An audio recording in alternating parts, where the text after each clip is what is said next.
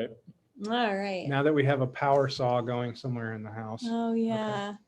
Well, Rabbi Scott Slarskey, it is so good to see you again this evening. Thank you so much for joining us for Sabbath Lab.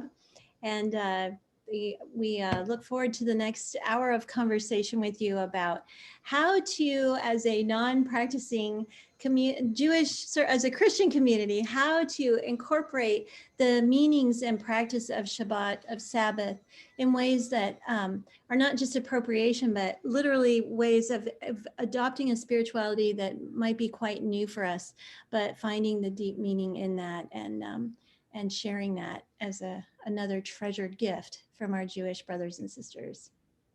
So thanks for being with us. Sure, nice to be back again. So we have a modest group this evening. And so I'm sort of revising, thinking about how I want to start. Maybe, is it possible for me to share my screen? Yes, please. Yes. Oh, this is another thing. Okay. You can also post it. Just, oh, yeah. I'm going to make you the host, Scott, because that will give you screen sharing power. Okay. And then what I can do, I believe, probably is make you co-host. And we can, oh no, maybe it doesn't work Yeah, that way. Okay. Something is odd about the settings on these meetings. I haven't figured out how to enable co-hosting. We got to do that. Okay. Anyway. All right. So last time was kind of like, oh, look at this. Looks like we have somebody else coming in right now, so that's good news. Oh, good. Can you let them in, Scott? Yeah, I got him. Oh, you got him. Okay. Okay. Beautiful. Yay. Oh, there's Donna. Hi, Donna. Welcome. Yay. All right, Donna, were you here last time too? No. Okay. All right. So last time was meant to be kind of like you know, a guided tour into the landscape of Shabbat and of like traditional Jewish Sabbath observance, where I kind of you know, whatever, kind of hitched you to my wagon. I took you along the tour of what it looked like for me as I kind of like made my way into that world. And then we did a little bit of theory on it as well, where we studied Rabbi Abraham Joshua Heschel, who's kind of a you know, a cornerstone Jewish theologian, I would say, particularly around the Sabbath. And I'm wondering, not to put you on the spot, Rebecca, but since you're the only person who was here last time, if there's anything that's been percolating for you in the last week or so, or anything that you've been thinking about that came out of that first class, any takeaways or any kind of questions? Well, and I found it incredibly helpful as a Christian because I had a lot of misconceptions about Sabbath based on my reading of the gospel. We're doing the Gospel of Mark right now in our lectionary cycle, and there's so much that Jesus did that was sort of, in a way, just looked like he was denigrating the Sabbath as if it was irrelevant anymore because he was around, right? And so I had always sort of felt like it wasn't a practice that Jesus respected. And after our time together last time, and hopefully for those who watched the video too, they caught this, there's just such a richness there that it felt much more like that Jesus wasn't undermining the Sabbath. Jesus was really naming the spiritual richness of the Sabbath instead of the sort of punitive legalism that some people might have been having around it. And so that was my takeaway, was like, I felt like you opened a treasure trove with that conversation of all sorts of theological and spiritual meanings and opportunities, with the full breadth of both political practice, all the way through to explore. So I've been thinking about it ever since and talking about it. So yeah, it was great. Cool. All right, that's helpful for me. I wish Damianthi was here as well, and also your folks. I But that's know not a bad.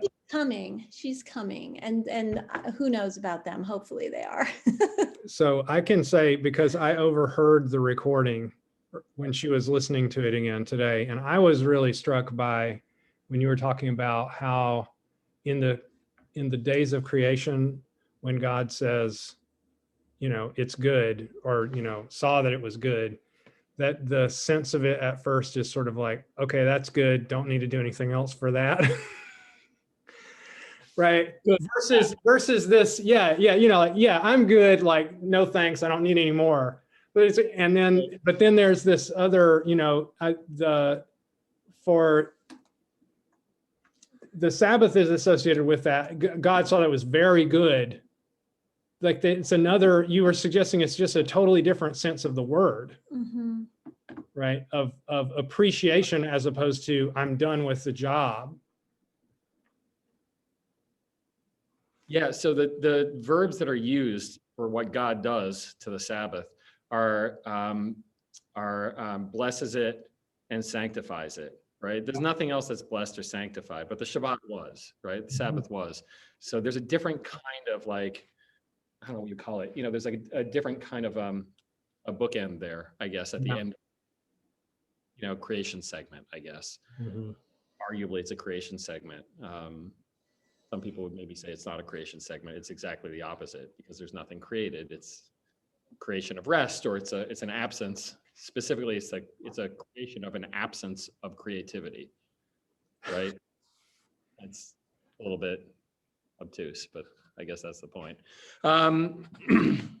So yeah, that's great. And I definitely want to jump back in today, maybe from a backdoor angle, to the punitive legalistic aspects of Shabbat. So let's first go there from a backdoor entry kind of a way.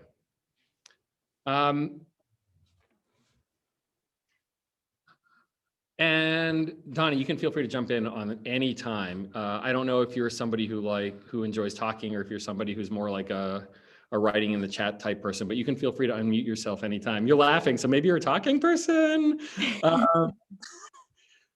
So how do you stop being on, right? There's like, I think that this is a good question for the world that we live in right now, right? Like there is maybe even like an expansion of people's expectations that we are on, right? That's kind of what social media is in some ways. You have to be projecting, oftentimes people use it, I guess it's a choice, to project their onness, the things about themselves that are good, that are creative, that are engaged, that are functional, right? When you want to stop being on, how do you do that? Such a good question. Rebecca's like, yeah. How do you stay? I go unconscious. I get in bed and I shut my eyes and I become unconscious. I think that's my best answer, honestly. How easy is it for you to go unconscious when you've been on all that time? I mean, it's not easy. And I feel like I'm now that I'm older, I perpetually am thinking I've got to keep doing this or I'll forget to do it. I'm in this ridiculous hamster wheel of, if I don't do it now, I will forget. Even if I write it down, I'll lose the note. So, wherever I wrote it and put it on my phone, I'll forget, so yeah, it's a great question. You've lost stuff on your phone? Okay, well, anyway, for me, it's not falling asleep that's the problem. It's staying asleep. Yeah, I think I don't get enough sort of downtime or time when I'm not on before moving into rest. And then, I pop awake in the middle of the night with all these thoughts running through my head of something that has to be done. And a word that you used last time was anxiety. And, yeah, I definitely suffer from that. Yeah. Oh, Bill's here. It is Yay. so nice. Yay, welcome, Bill. I'm trying to read the room a little bit, but it looks like there's some nodding. it seems like we have pretty round agreement that, isn't it interesting that it's so difficult to answer that question? I want to point that out as well. How do you stop being on? We talked around that, didn't we? We Yeah. talked about difficulty. It's so tough to stop being on. I have anxiety. I can't stay asleep. I don't get enough time. That's not, it's like adjacent to that question, but it's not really answering that question. I don't get enough off time. That's interesting. Donna, yeah, what you were gonna, I'm glad you unmuted yourself. No, it's I think that's a challenge that Becky, you mentioned getting older. Yeah. That is easier as you get older because the world sort of can go on without you pretty easily. There is a swimming against the stream feeling about being on, but there, I think it's an intentional choice that I find honestly easier now that I am the ripe old age that I am. I don't know. I would hope it's a little bit of wisdom and a lot of opportunity because life just changes. You know, maybe even the savoring of life grows. And so my attempts to chase it is pretty diminished. Maybe because I'm not very fast anymore. Who knows? But I think for me, it's a rich time as I get older to be not to be on. I'm not on any social media. It's the last thing I want to do. And I try really hard to determine the quality of my alone time. And I think a lot of that is age, to be honest with you all. Deanne and Bill, maybe you would agree with me, but for me, it's easier. Donna, can I ask you, because I didn't hear you mention this, so I don't want to put words in your mouth, but I'm wondering how much of your ability to not be on is also connected with being not being employed. Oh, absolutely. Absolutely. I'm telling you, I say to my family, this time is a gift. Yeah. Just a gift to be able to choose how you spend your time. Oh, absolutely. The hamster I can remember, Becky. You know, the hamster in the cage. I've been there, done that. So isn't that interesting? Like, so some of it, what I'm hearing you say is that some of it is kind of maturity and perspective, maybe. And some of it might even be physical, right? That's true. I mean, life changes. And so there's things you give up as you get older, but there's things to embrace. And not having to be on, not having to produce. It's a challenge to shift because you have this sense that you should, all the shoulds. But if you have the opportunity to just be, part of it, I think it's, it's a gift. I really want to raise that up. I kind of want,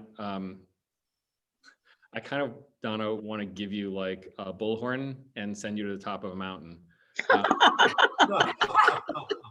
because I don't love you. Probably don't need a bullhorn. Right. But I feel like this is a gift actually, that could be, I don't know if I can sort of co-opt some Christian language that I'm not so comfortable with. You'll tell me if I'm using it right. But maybe this is like a little bit of the ministry of our older folks, right? To be able to bring this perspective.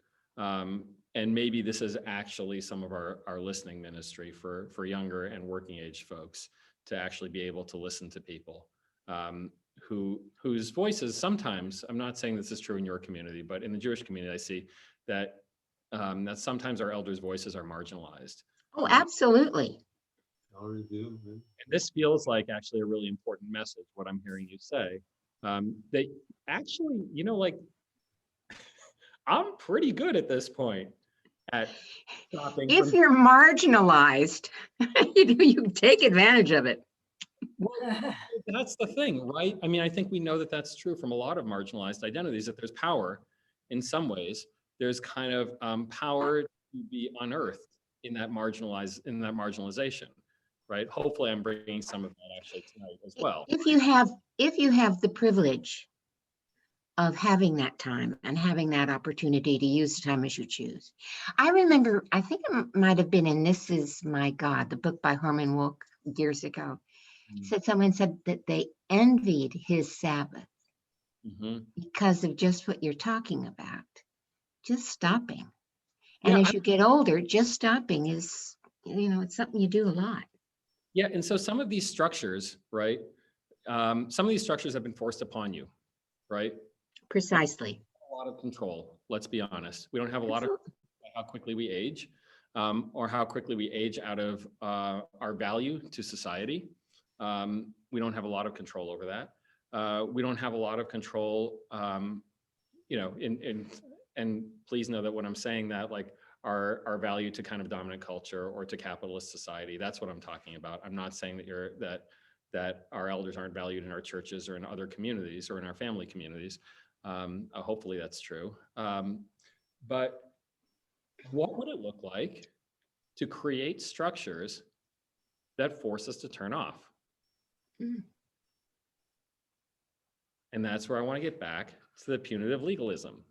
Yeah, I'm going to keep saying that. And I just want to read this and let it percolate. We're not going to spend a lot of time on this, but like I read Heschel, and Heschel is just like poetry to me. It's just amazing. There's so much that we could unpack here. We'll just let it percolate a little bit. I'll give you a link to the slideshow actually, and everybody can open it whenever you want, so that you have these resources at your fingertips. I'll put it in the chat a little bit later. Actually, I don't even need to read it. Would somebody be willing to read this?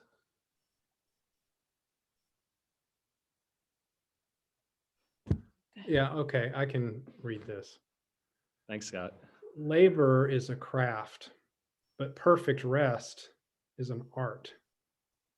It's the result of an accord of body, mind, and imagination. To attain a degree of excellence in art, one must accept its discipline. One must adjure slothfulness. The seventh day is a palace in time which we build. It is made of soul, of joy, and reticence. In its atmosphere, a discipline is a reminder of adjacency to eternity. Indeed, the splendor of the day is expressed in terms of abstentions, just as the mystery of God is more adequately conveyed via negationis in the categories of negative theology, which claim that we can never say what he is, we can only say what he is not.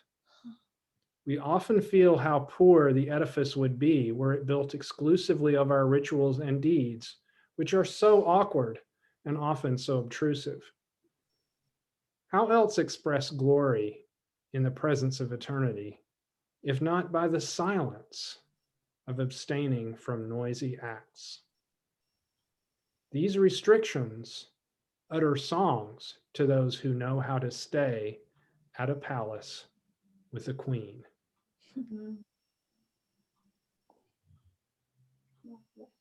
So, this could for sure be a half-hour conversation. A couple things I would say about this. First of all, it's very high-flown and poetic language. So if there's stuff that sinks in, that's great, lovely. Let it sink in, let it soak, and let it percolate and stick with you. And if there's stuff that flies over your head or like around the corner, that's cool too. I believe that that's a valid way of reading things like this.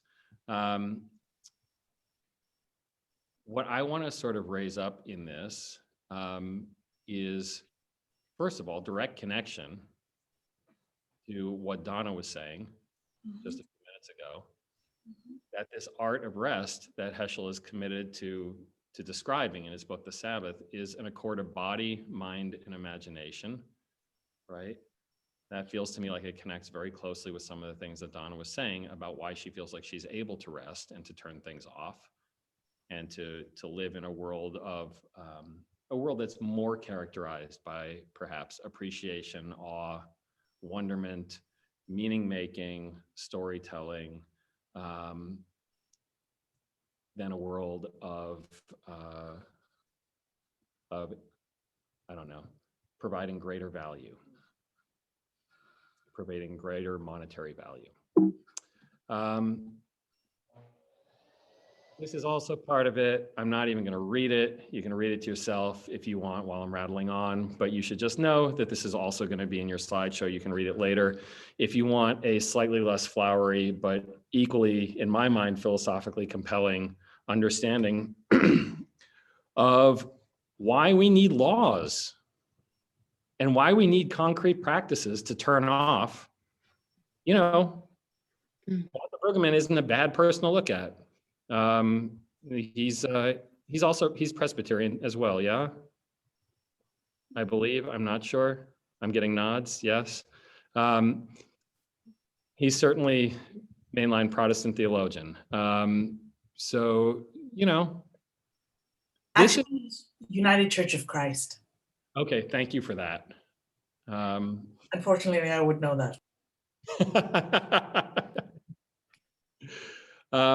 But still, yeah, mainline Protestant, yeah. I mean, like you would say. I mean, this is not so far removed, probably, from the kind of Christianity I imagine that's going on in your churches, if I can be so presumptive. And I think that he's a great. I mean, I find him to be a very compelling voice for the Sabbath. I also like this book.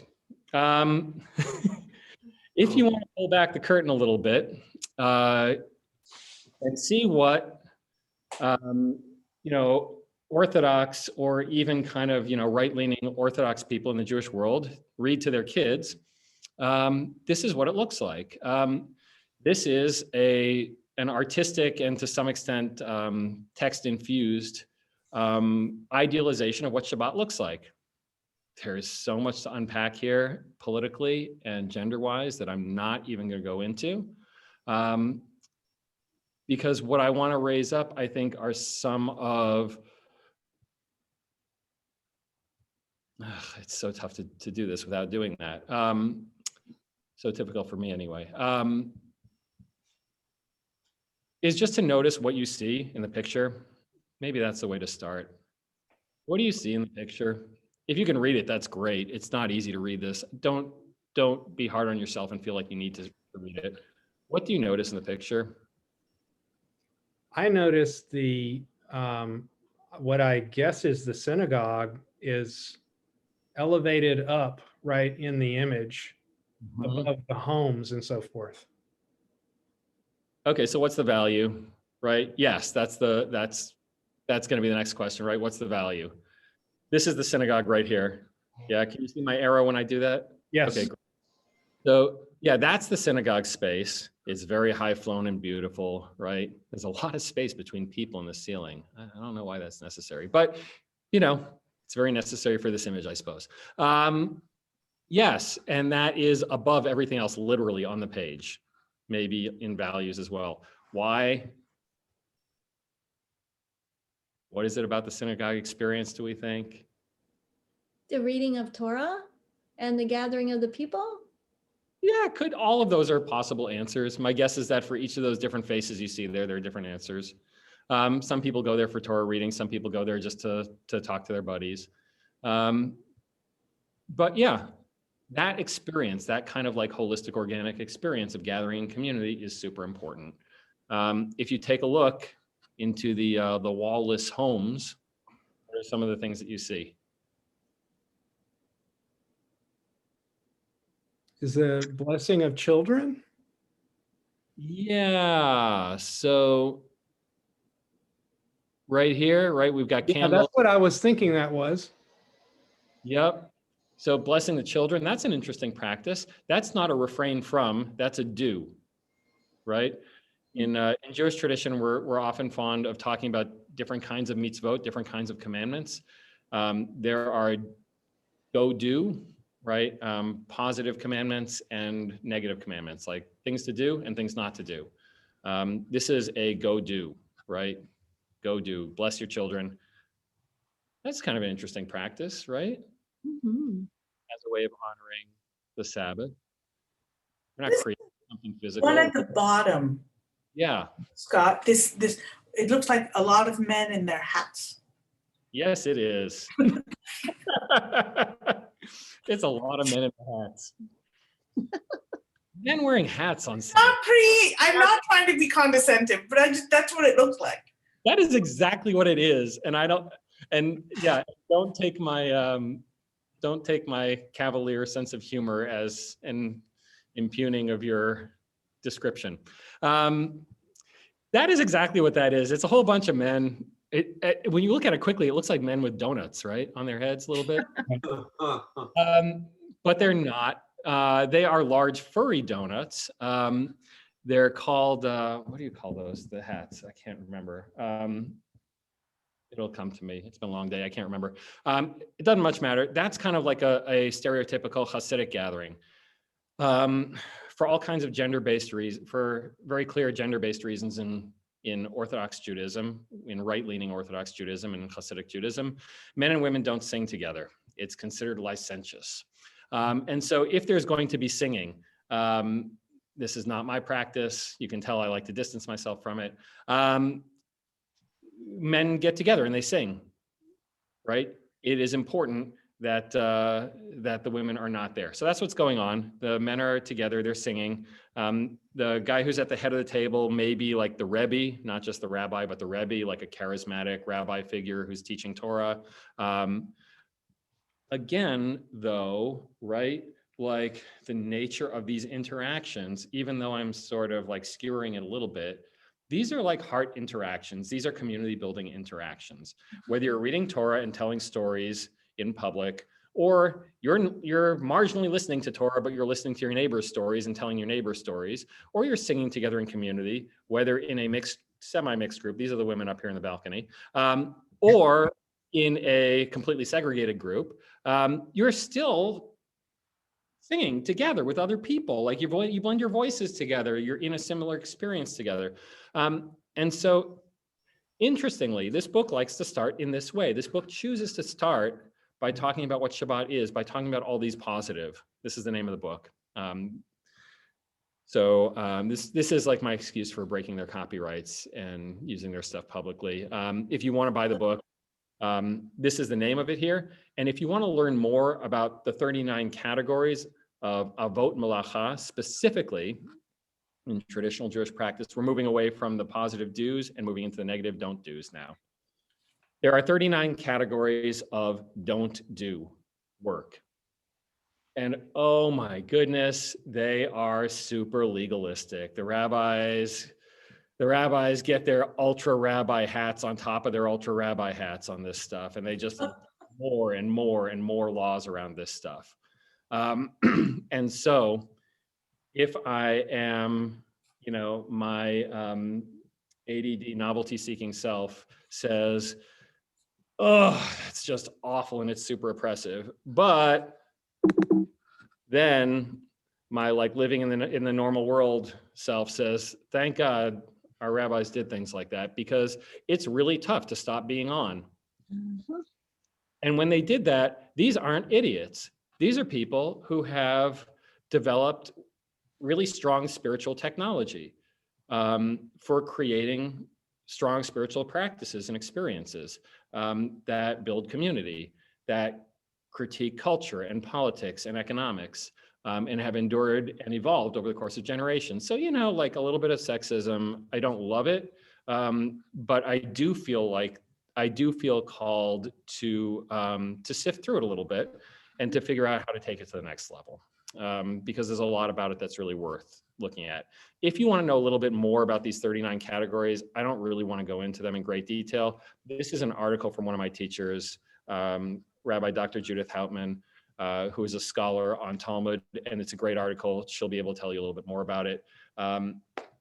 If you remember, all the way back to last week, we talked a little bit about the first Sabbath being God's seventh day of non-creation. We talked about it a little bit earlier tonight too. What the rabbis do, we're talking about the early rabbis of the Jewish tradition. We're talking about Mishnah and Talmud, like roughly like, around the time of Jesus, a little bit before that, and then ensuing for maybe another 600 to 800 years. Those people are defining like, God's work is so different from our work that like, creating fish is not a category that we like. Creating planets, okay, we don't have to worry about that so much. So like their model for prohibited work revolves very closely around the creation of the temple. Because the temple is a micro creation of the universe in the way that the rabbis understood it. Okay, so everything in the temple is kind of, and this is like this would be another whole series that I don't want to teach because I don't know that much about it. And also it's not that interesting to me in some level. The temple itself is kind of like a microcosm of the entire universe.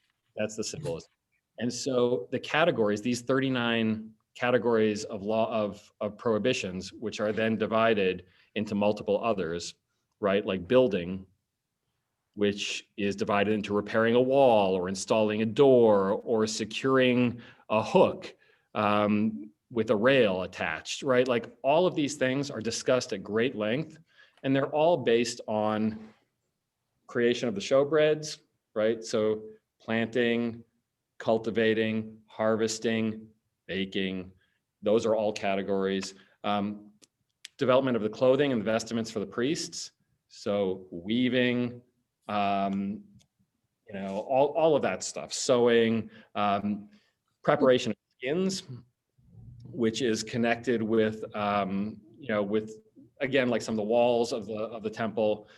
So that is like skinning animals, preparation of skins, tanning, and building, which is, lighting fires. It's physically building. It's actually acts of demolition as well. And these are all divided. These are all kind of like a few different pages from this book looking at the 39 different categories of prohibitions, specifically of prohibitions. Selecting, you really see, what you start to see is that as an overarching principle, these are things that are creating value. They're intentional work to create value, right? An overwhelming number for you, that's kind of a pretty good principle, right? So it's not just extinguishing up here, but it's extinguishing for the sake of producing charcoal. It's extinguishing because you want what you're extinguishing the fire to create. It's lighting a fire for the sake of heat, for the sake of cooking. It's finishing something, the final hammer blow, which is a really interesting category. It doesn't have to do with hammers, but it has to do with like finishing a piece of work that you do the final piece of whatever that piece of work is that gives that thing value. Demolishing for the sake of new construction or for the sake of using the space, right? Erasing for the sake of like, using that material for something new. Writing, in particular and then there are like these categories within categories where the rabbis, this might be a little too inside baseball-y for this particular class, but I'm gonna say it anyway. Like there's a difference between like enduring writing, like when you write with ink versus like when you write in the sand. There are different levels of prohibition for different kinds of categories, right?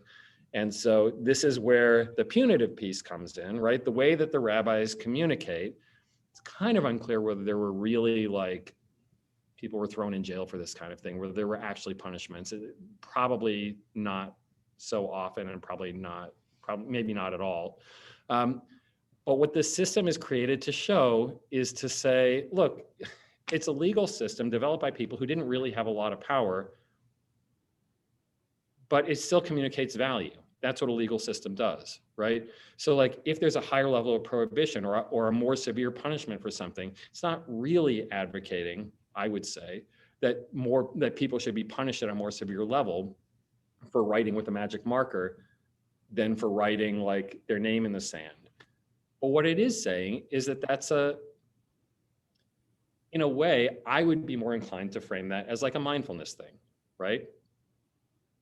Okay, pay attention to what you're doing, right? You're creating greater value by writing with a magic marker. You're creating something that's more enduring, right? Like there's a consequence to that action, which is weightier.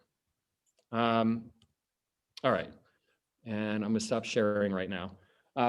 What I wanna do, what I want to give you the opportunity to do is to enter into this practice. I invite you to enter in any way that you'd like to, but to enter in from a place of curiosity through a discipline which requires curiosity. And so what I'm going to give you is I'll give you a structure in just a second for doing that. The structure that I really like, one structure that I really like for that is a lab, a science lab, right? So look, when you go into a science lab, what you do is you go and, our middle school science teacher lights everything on fire. He loves to light things on fire. He'll throw alcohol all over the stone table, the hard surface table, and he'll light it on fire because the kids go nuts and they love it, right? And then he'll light something else on fire. He throws sodium in water and there's a little explosion. He loves like pyrotechnics. That's his thing. Like when you light something on fire, there's a playfulness to it. But if you're a decent teacher, what you're really doing is you're saying, like, I don't know, like, let's light this on fire because I want to observe something about it. I want to see what happens. Like when I light the table on fire, is it going to spread across the room? When I use alcohol to light the table on fire, what will be the nature of the spread of the fire? Right? And maybe I have a hypothesis in my head, right? If I'm Mr. Schmidt, the science teacher, when I light the alcohol on fire, it will burn very rapidly and it will be safe. It will not spread to the floor, to the walls, or to my students' clothing, right? So what I want to invite you to do in just a moment, we're going to get into hopefully one-to-one teams, maybe. I don't know. We'll see how this goes. I don't know if we might not have capacity to do that. If we don't, then you know what? Why don't I just do it like this? I'll give it to you in the chat. Here's a direct link to the document, and you can open it up. If you're on a computer, you can open it up in a web browser. What I'll also give you is, since I'm thinking about it right now, here is a link to the slideshow with all the sources and everything that we were using as well. The one on top is the one that I really want to invite you to. Because if you go there. Scott, when I went there, it made me request access. For the first one or the second one? Oh, the first one. Did it? Okay. Less than ideal.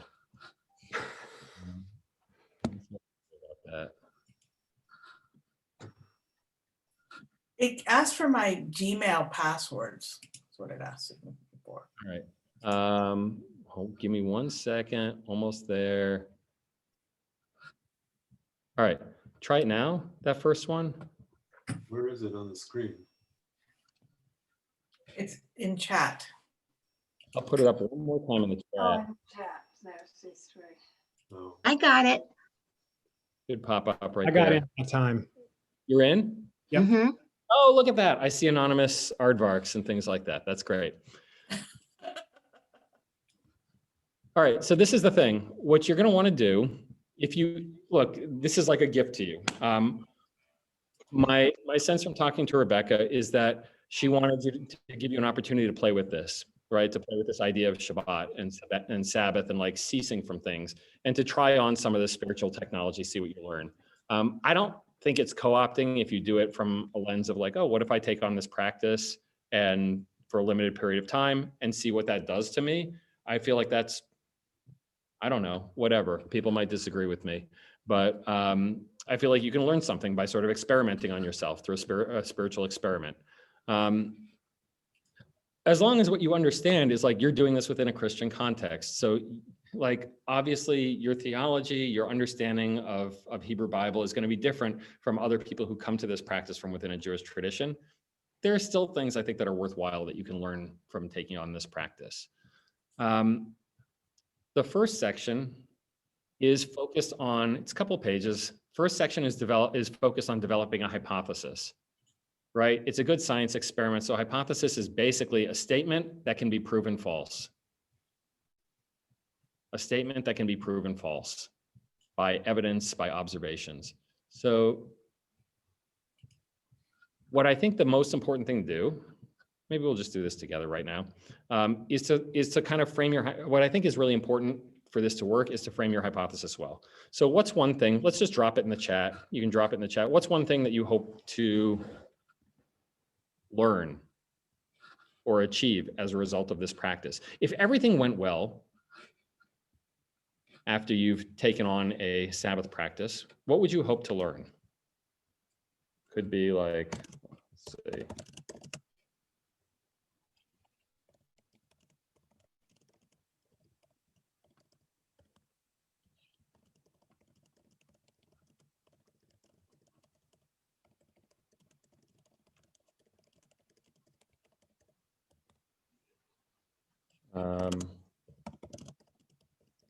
Box right here.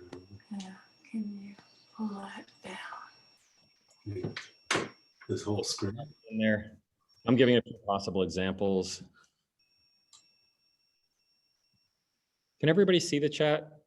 If you can't see the chat, just like wave at the screen and let me know.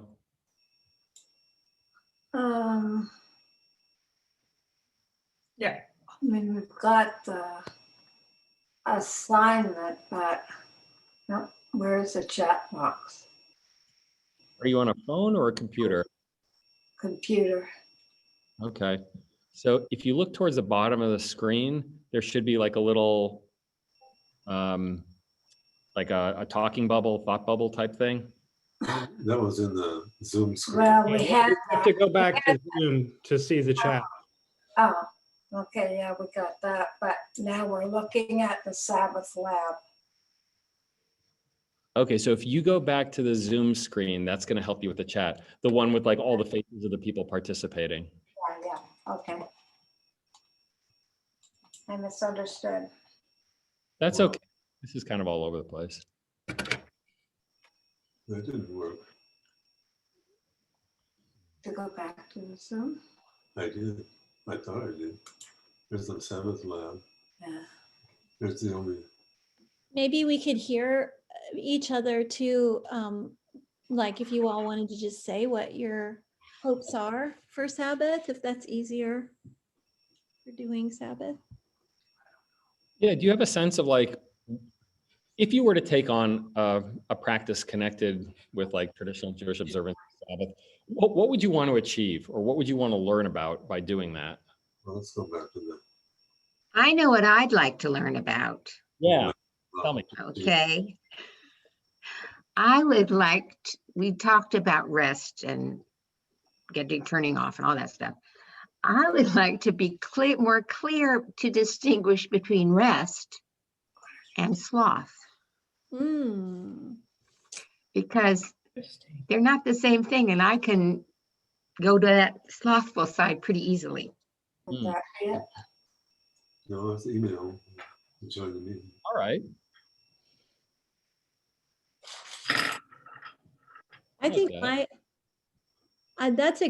that's really helpful, Donna, actually, to kind of nuance that, because especially because I feel like often what is considered sloth is anything that doesn't create value, right?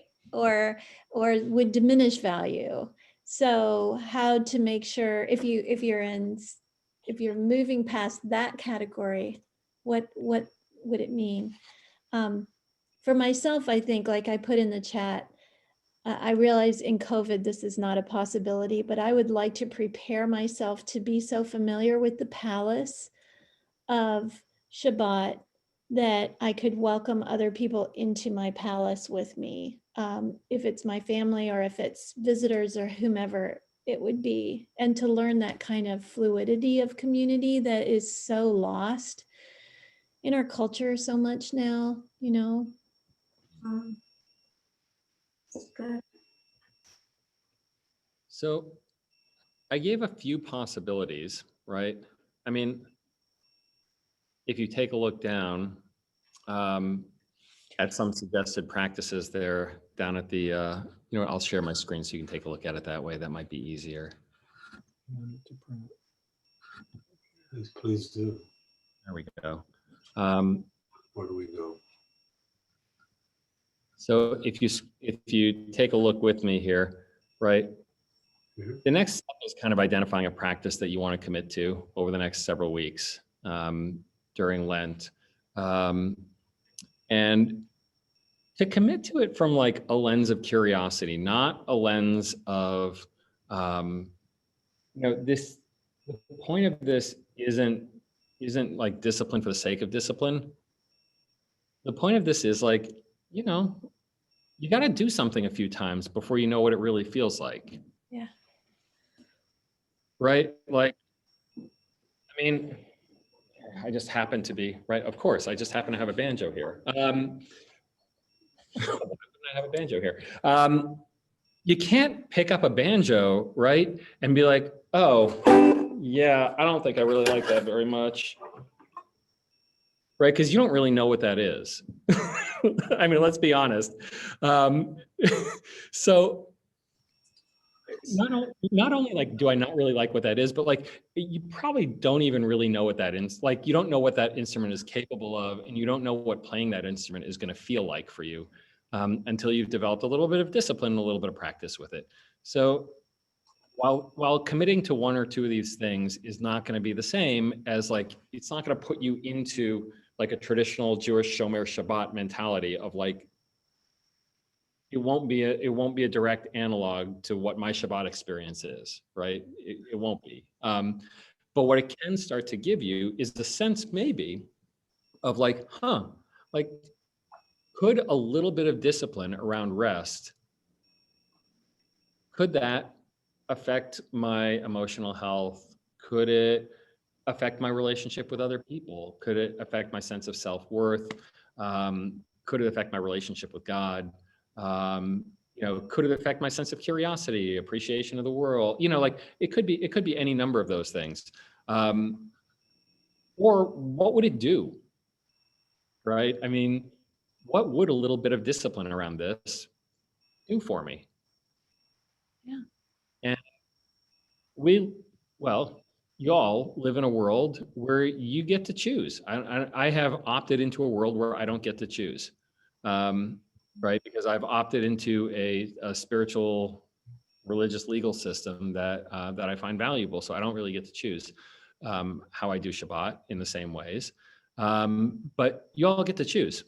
So I think that you can reasonably and respectfully experiment and play with the program a little bit. In the last class, in the first class, one of the things I said is one of the first things that I stopped doing, you can see that these categories are sort of set up in a way so that the top ones are like don't do's and the bottom ones are do's. One of the first things I stopped doing was I stopped doing homework when I was in college during my senior year. The corollary for that, I suppose, would be that for 25 hours, to do nothing that's related to your professional career. Right? I mean, I think that for a lot of us who are in professional worlds, that feels like, yeah, right. But like, what if you, I mean, like that might be a high stretch. That was less of a high stretch for me when I was in college, right? I just didn't do work for 24 hours. It was fine. But then one of the first things that I did after that, actually, maybe the second thing I did was to stop spending money. I chose to stop spending money, and it absolutely transformed the way that I thought about spending money. Because it just drew my attention very clearly to certain aspects of my relationship with money that it became off limits for me for one day a week. So here are a few possibilities. You can always go back to the slideshow if you'd like and take a look at things around writing or things around building or things around cultivating or things like those are also categories. But if you wanted to pick things, these are all things that would sort of fall into traditional Jewish categories of work that would be prohibited on Shabbat. These are a few of them. I think you have to. I remember many years ago when my son was really opposing going to church. And so it became a big issue. And when he got a job in a supermarket, he had an excuse. And one that I couldn't very much to say about. And so about from that time forward, I decided, well, he wouldn't have an excuse if there were customers like me going and shopping on Sundays. And so we have tried not to be rigid about it, but for a lot of churchgoers, Sunday is the big day to go out to restaurants and socialize and have their meals together. A lot of people in the church we're going to. And it's, sometimes can be a little difficult to say that why you're not going. But and when you do go out to, you don't want to be rigid about it. But it is something that, we try not to do, go to grocery stores or going out to eat. No, I want to recognize, I think you'll tell me if I'm getting this right, hopefully, but I want to kind of recognize that it sounds like, to me, you are recognizing a tension between certain values, right? You're recognizing that you have this value maybe of not engaging in commerce on the Sabbath, on Sundays, but I don't want to be so rigid about it because I might be misunderstood and I might lose out on an opportunity to engage with my family in a particular way or with my friends in a particular way. Does that feel right?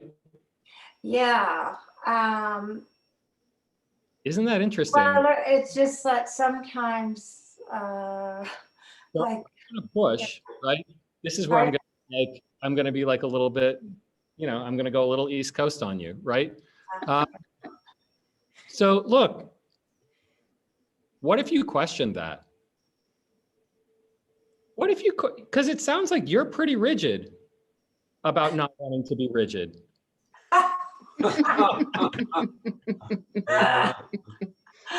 I just don't think I could commit to that because I'm really stuck on flexibility.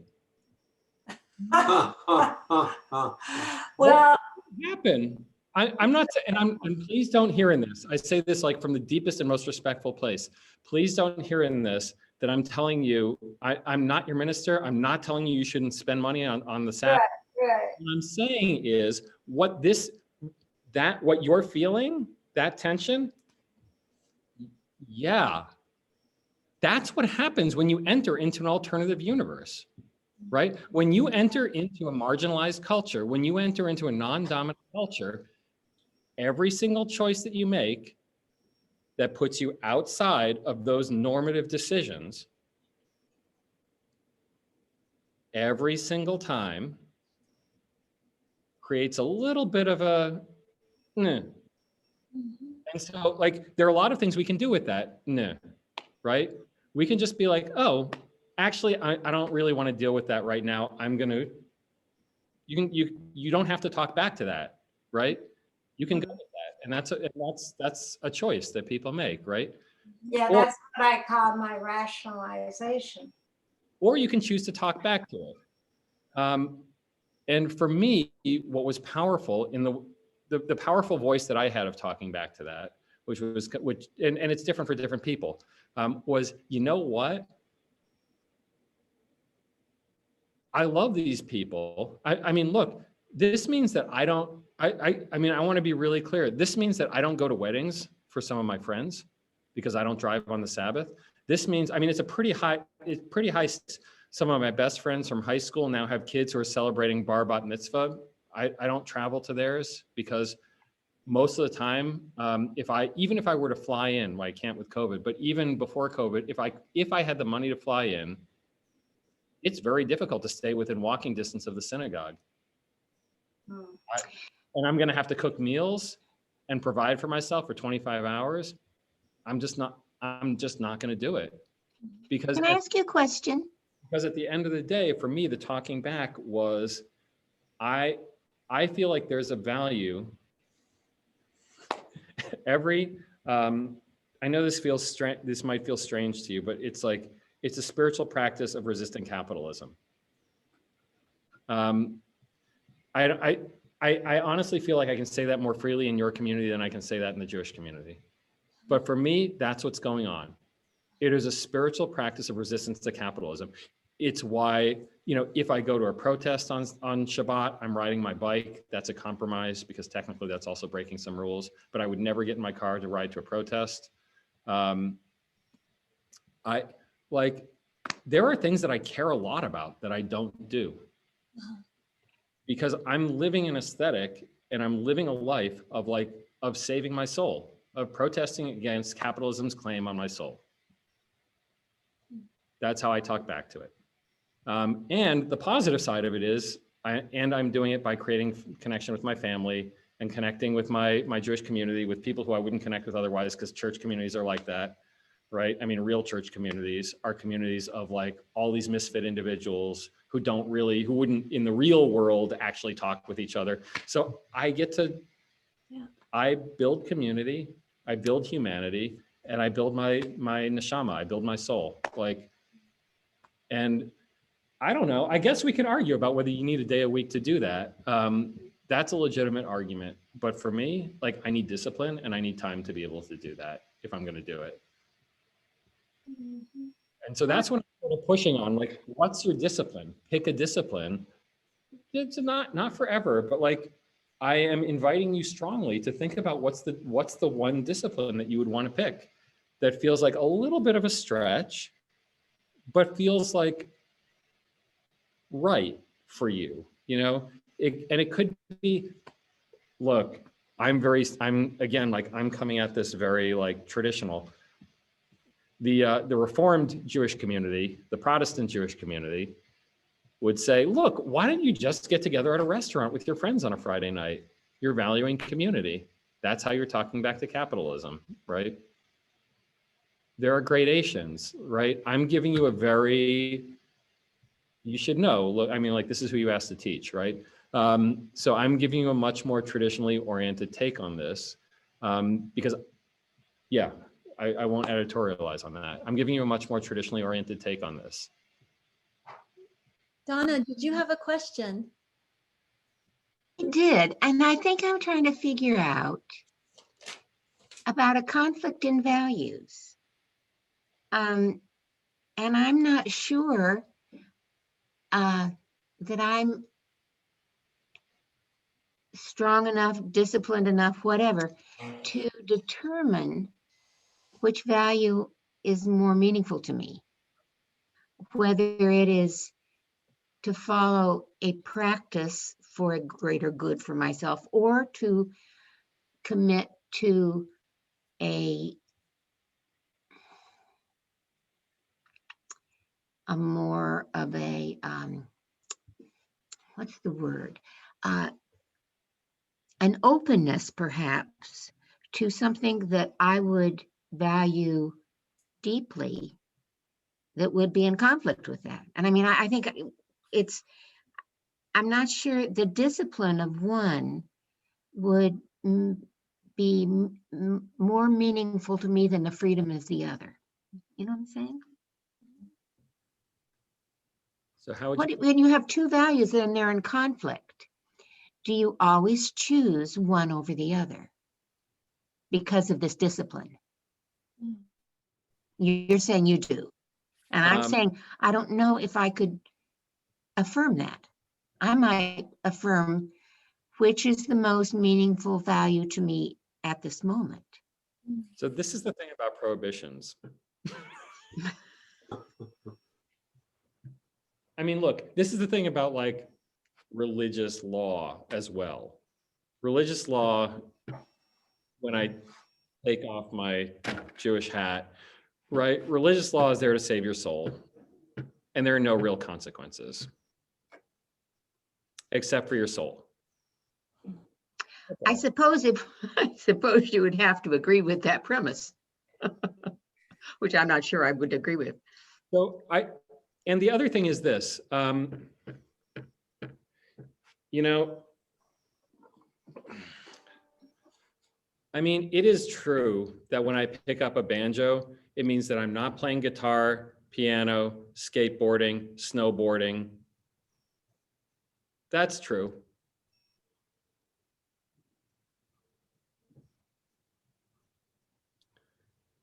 Could I skateboard while I'm holding a banjo?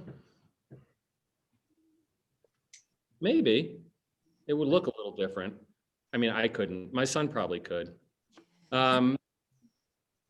It would look a little different. Look, so this is the thing, you know, like, it's not that I never do these things. I mean, you know, one of my best friends from high school, I went to his daughter's bat mitzvah.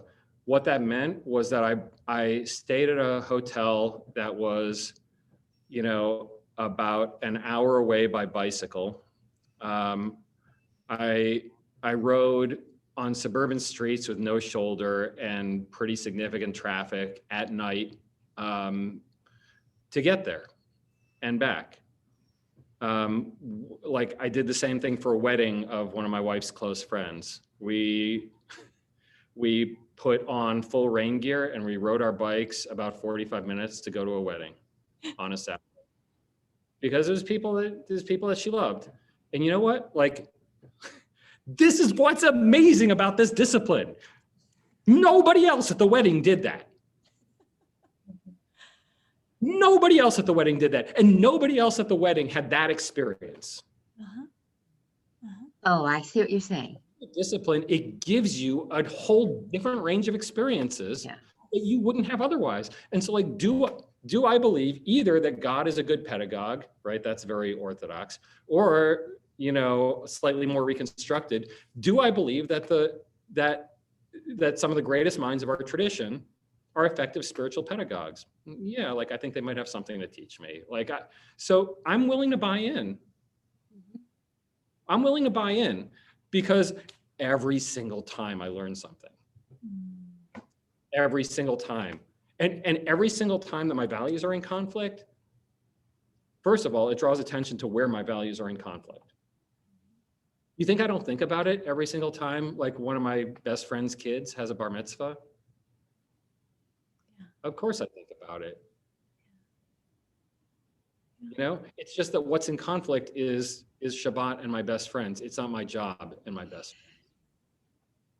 That's helpful.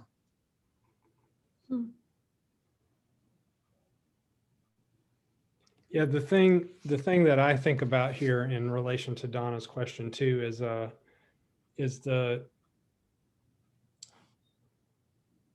I think that there's some sense in which if you're going to be an integrated person at all, you can't avoid discipline. You choose what your discipline will be. But, you know, you have to ask yourself, like, what do I want my story to be? And what do I really value versus what do I want, right? And so you can have a yeah, you can have conflicts of values for sure, right? Because Or- like caring about your friends or your friends' children and their, you know, their important life passage moments, like that's not a fickle, selfish thing. I mean, that's a real value, but it's like, where do you, yeah, what, anyway, I think you see what I'm saying. I'm going to mute this because we have the saw again.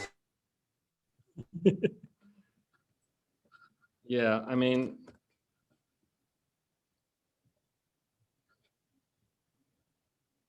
so I don't know. I mean,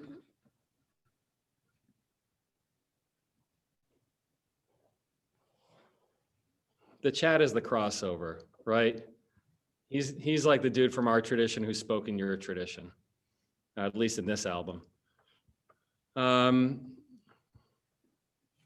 I think Scott's exactly right. You can be conscious about what you're serving, or you can be unconscious about what you're serving. At some level, you get a choice. But yeah, you know, the examined life and all that. I mean, yeah, I'm really good to be in with a spiritual practice that stands in critique of capitalism. I'm really good with that. I honestly wish that I was better in my worldly practice at doing that. Maybe someday I will be. Maybe someday I'll be better with the way that I deploy my own wealth. But yeah, I don't know. It seems the most, just listening in, the most valuable thing is that every time it's a conscious choice, right? So in a way, it's what I do, it's what's prohibited is one thing, but the fact is you submit to the prohibition, right? So it's not, it never becomes a habit. It always is a discipline, right? And that's the whole point, is I am choosing again today not to get in a car. I am choosing again today not to do this, or I'm choosing to do this, but I have to stay within my other choice too, right? And that, I think that is the spiritual piece, because it never not becomes a choice. It never becomes a habit. No, I mean, it never becomes, this is what I always do. It never does. And I think that's the big spirit. Will God smite me? Maybe. Maybe not. But that's not what I'm doing it for. I'm doing this for a discipline of me. And, you know, I'm not doing it, in many ways, you're doing it because it makes so, you know, what I found interesting in what you said, Scott, was I want to be better about how I think of being a consumer. And maybe I'll get better. Maybe it's not about getting better. It's about every time, every Saturday I choose, right? And you never, and I think that's what makes it powerful. I love the thought of a discipline versus a habit. Yeah. It's like being mindless and mindful. Right. And I think it's an exquisite distinction. Yeah, it makes me think a lot of This Is Water, David Foster Wallace thing. Do you know that, Scott? Have you heard that commencement address that he gave? Yes. Where he talks about the default setting, right? And it's definitely true that the default setting of people who grow up in, you know, in this culture it's a capitalist default setting, right? If we just go through life without really thinking or being deliberate, we're just going to keep rolling with all the things that keep the economy going, basically, because that's what we're kind of programmed to do. So I completely see what you're saying. I mean, there's a Latin American theologian. His name is Julio de Santana, whom I adore, who are the people I converse with around communities. And he said, the problem with who we have become, and perhaps is the goods have become the good. And your practice is asking for a reset and saying, the good is not the goods. And would the same practice be the same? Would I do the same practices? Possibly not. But if anything that helps me make the good and not the goods the good, that is something that you can, I mean, that Lent can, we're not doing Sabbath. We're not Jews. And it would be artificial and hubris to say we are. But if the Jewish practice of always, every Saturday, I have to think about the way I live my life in counterculture to what I call globalism, just straight out. Does that not help me, Jen, to go, okay, this is not okay. This is not possible. This does not help me to be the human that I wish to be. And does that please God? I hope so. But it makes me better. I'm doing work, tests, I'm doing portfolios, and one of the questions is, how does your spiritual formation make you a healthier being? I think whatever else, whether I turn on my car or turn on a light, the fact that you are embodying for me, what does it mean to be a healthier being? That's a huge piece. That's huge. I think I'm also apt to, I like to construct identity against, I think it's just the nature of, maybe it's a little bit the nature of like being marginalized in Jewish identity, right?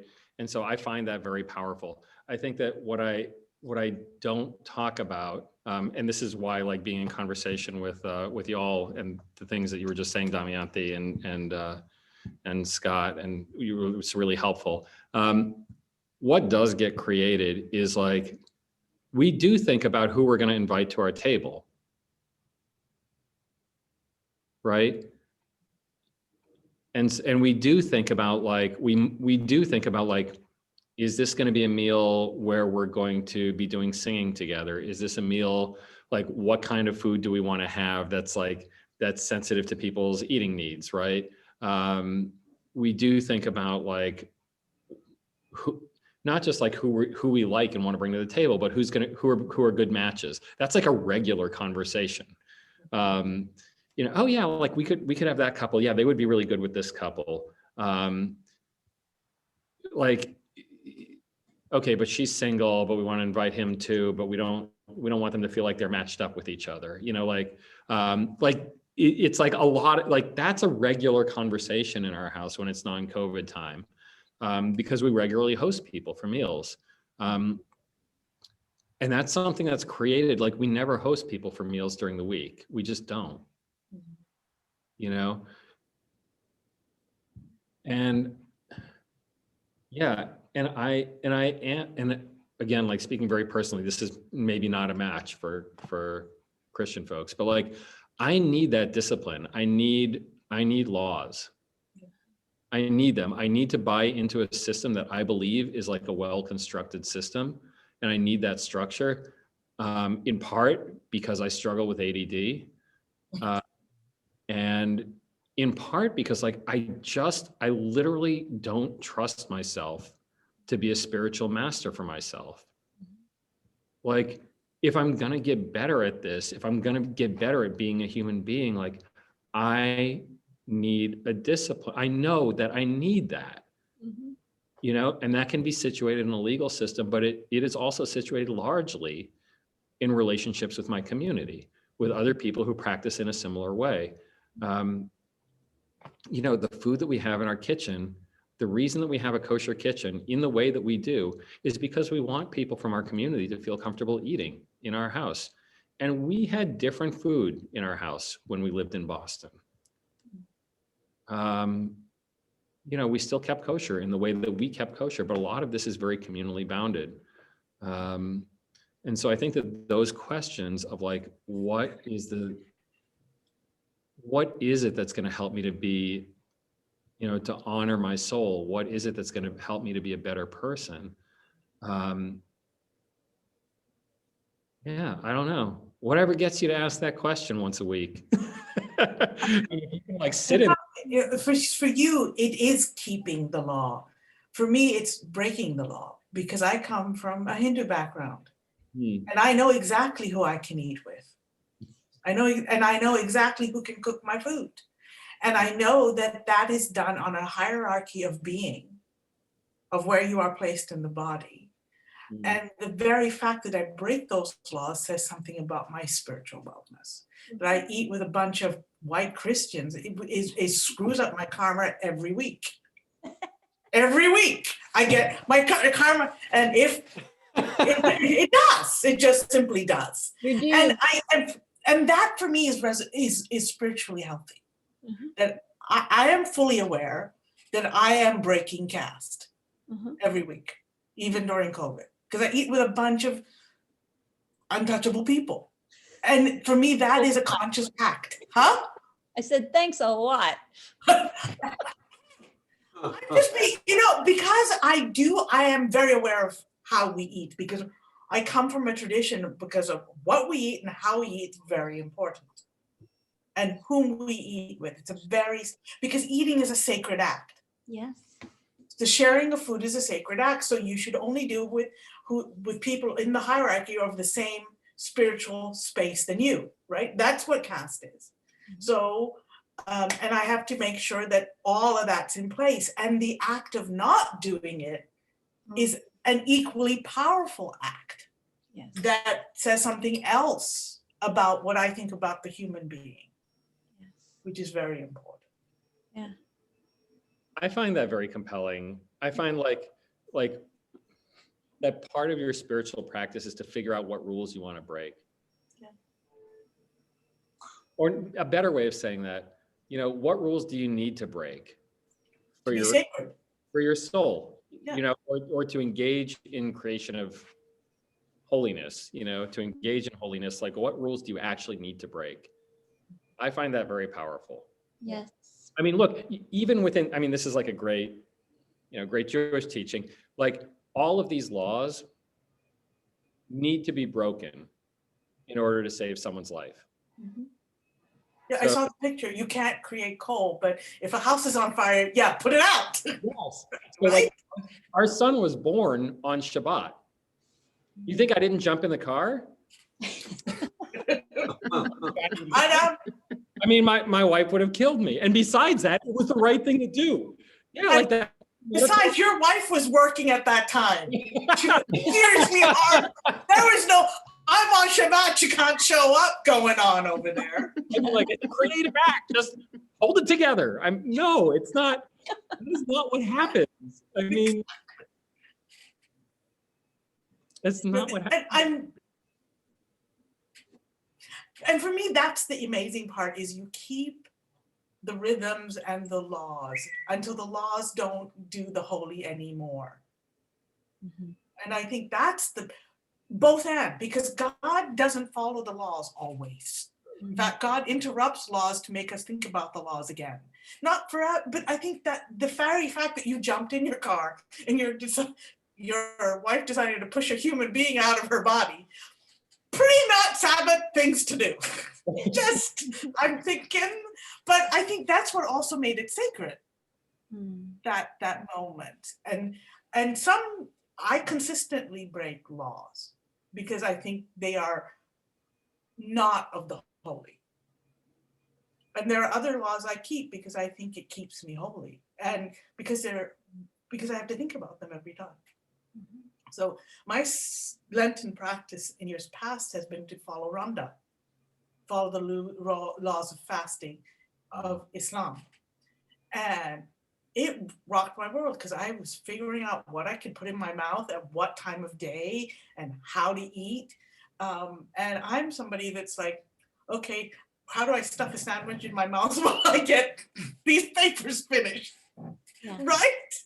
Yeah. And first of all, thank God I did it. I decided to do it when I moved to a temperate climate, and your sun doesn't comes up much later and goes down much earlier. That helps. You know, trying to do Ramadan in March way easier than doing it in April. But I think those are right, and I'm so grateful for the gift of Islam and what it taught me about how to be present in the holy. And if you're asking what do I want to learn from this practice, I want to know what your religious tradition can teach me about how to be more present in the holy. That's all. That's all, and it's everything, isn't it? Well, so when we get together next time, if you've chosen to take on any kind of a practice, or if you've developed your own around like questioning this, you know, once a week or every couple days, whatever you think the rhythm is that's right for you, or whatever the practice is that sort of feels like the right one to sort of stretch you at this time, we can certainly talk about that next time. The next time we get together, my understanding is that we're going to do kind of like a traditional Sabbath dinner. So I'll set the table. I'll walk you through the blessings. We'll talk about what some of the symbolism is for those things. And then you can tell me. You can tell me like how that connects with your own tradition and like how that helped me to understand that, because I'm super curious about that. At some point we should also unpack, I can't believe it's the second class already. It's already at a close, but like, why Sabbath for Lent? Like, that's not a natural connection in my mind. Yeah. Yeah, it's a good question, Scott. I guess for me, I thought of this idea because I thought of as a Lenten discipline, because a discipline is that choice towards the holy. And so for me, I wanted to learn more about what Sabbath means and how it might be something that could be a meaningful discipline for me. And so I thought, well, if it's for me, I might as, maybe someone else would be interested. And I was right, that there is a lot of, there are Christians, I think we have lost something very precious in diminishing the meaning of Sabbath, especially in the 21st century. So this is something I want to know so much more about and reclaim as part of our connection with Judaism. So at least for myself. Well, we'll get together for a meal when the time's right. Yes, we'll have a meal. Thank you so much for this time. So our next meeting will actually be after Easter. So we'll get together, we'll have a Sabbath meal with you, Rabbi Scott Slarskey, and talk about what this has been like. So now we have like 5 weeks to give it a shot, and five opportunities or more, like you said, however we want to make our practice work. So and so we have to bring lab reports then, right? We're lab reports, yes. Yeah, so we'll fill out our forms, and I love that. I think that's a great way of being disciplined about it, but however you all want to do it, of course. So we happen to be in a bubble with Damayanti, so we will be— If they're doing Sabbath, I'm doing Sabbath. That's how that right. And so we're going to start on Friday night, and we've got 4 young men who are joining us. So it's going to be fun to start our practice together and then see how that unfolds. That is a cool piece of it, because my community's doing it. I'm doing it. I mean, but I don't. In a funny way, I have a choice and I don't have a choice, right? Because my community is choosing to do this. Mm-hmm. I'm doing it. Yeah. And that's a great invitation. Yeah. I'm getting together with untouchables to do a Jewish meal. How much crazier can you get? Just saying. So many gifts. So many gifts. Well, thank you so much. Yes, Donna. Thank you. Yeah. So thanks everybody. It was for me, this was thought-provoking. It was love to hear some of the things that you said. It was so helpful to me. Yeah. And so enriching, and I do appreciate it. Me too. Thank you. So Thank we'll you for thinking about it, Rebecca. It's a great idea. Good. Thank you. So I kind of feel like this is one of those upper level spirituality classes, you know? So I feel like we're learning, we're doing meat over milk. So we're going to meet again. I'll send you an email after Easter. It'll be the first Thursday after Easter. So in April. So until then,